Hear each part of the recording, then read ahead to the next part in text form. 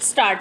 माननीय सभापति जी, महिला आयोग विधेयक जो नई सरकार के द्वारा लाया गया है, मैं इसका बहुत स्वागत करती हूँ।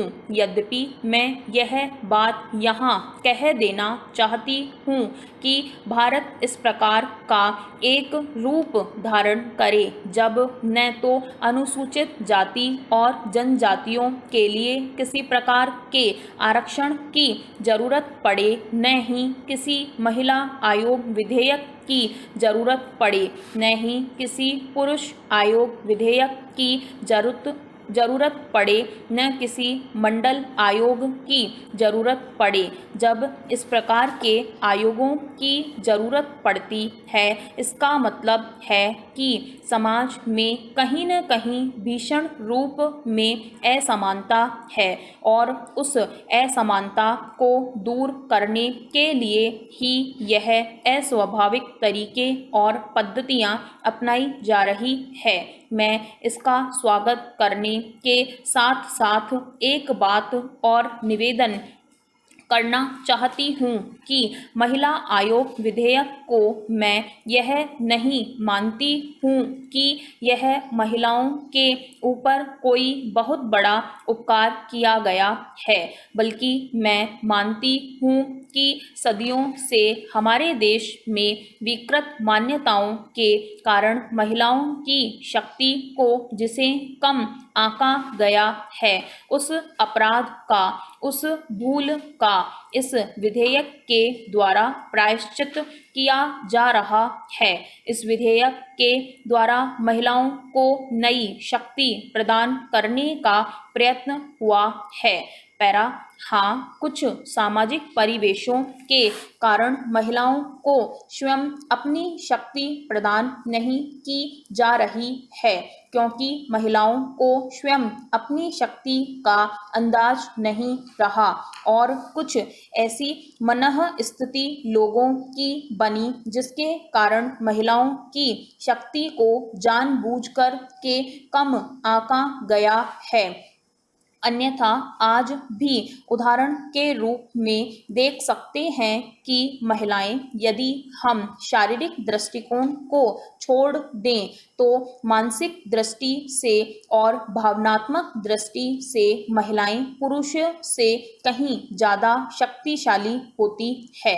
पैरा मैं सभी माननीय सदस्यों से करबद्ध निवेदन करना चाहती हूँ कि चाहे कोई मामला हो, अनुसूचित जाति और जनजाति का मामला हो, चाहे महिलाओं का मामला हो, मनोविनोद कर सकते हैं। सदन की परिपाटी में मनोविनोद शामिल है और उसका सम्मान भी है, लेकिन मनोविनोद इस सीमा तक न ले जाएं जिससे किसी विषय की गंभीरता कम हो जाए। मैं कल से यह बात देख रही हूँ जब से महिला आयोग विधेयक पर चर्चा हो रही है। इस विधेयक की चर्चा के दौरान मैंने कल भी देखा कि मनोविनोद इस सीमा तक पहुँच गया कि मुझे इस बात का आश्चर्य हुआ। स्टॉप। पैरा महोदय, माननीय सदस्य इस सदन के अंदर उपस्थित हैं, वे बीच बीच में इस प्रकार के मनोविनोद हास्य परिहास से क्या सिद्ध करना चाहते हैं? क्या महिलाओं के बारे में वे संकुचित और विकृत दृष्टिकोण रखते हैं? इसलिए मेरा सभी माननीय सदस्यों से निवेदन है कि संक्षेप में मुझे मेरी बात कह लेने दें और अपनी बात को समाप्त कर लेने दें। आपस में आप लोग बाहर लॉबी में एक दूसरे को चुटकुले सुनाकर हंस सकते हैं। मैं आपसे निवेदन कर रही थी, आज भी समाज में हम इस बात को देख सकते हैं कि महिलाएं पुरुषों की तुलना में भावनात्मक रूप से, बौद्धिक रूप से ज़्यादा शक्तिशाली हैं और अगर शारीरिक तुलना की बात छोड़ दी जाए जहाँ तक शरीर की बात है, शरीर की दृष्टि से जो शक्तिशाली होगा वह शक्तिशाली माना जाएगा, लेकिन यह पशुओं की दुनिया में होता है, यह मनुष्यों की दुनिया में नहीं होता है। मनुष्यों की दुनिया में जो बुद्धि और भावना से ताकतवर होता है वही ताकतवर होगा, और यह बात महिलाओं में देखी जा सकती है। मान लीजिए किसी का पति गुजर जाए तो आप विधवा महिला को बहुत शक्ति के साथ अपना निर्वाह करते हुए देख सकते हैं, लेकिन पत्नी के गुजर जाने के बाद पतियों की क्या हालत होती है वह मुझे बताने की ज़रूरत नहीं है, यह बहुत सारे लोगों को मालूम है।